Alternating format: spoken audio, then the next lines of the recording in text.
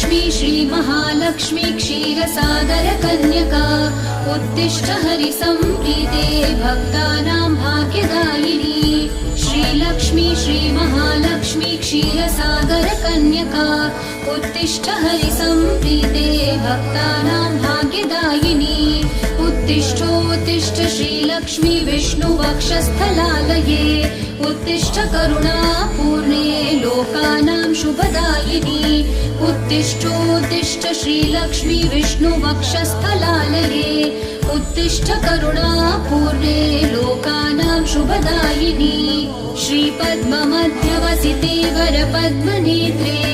श्रीपद्महस्तचिरपूजितपद्मपादे श्रीपद्मजातजननी शुभपद्मवक्त्रे श्रीलक्ष्मी भक्तवरदे तव सुप्रभातम्।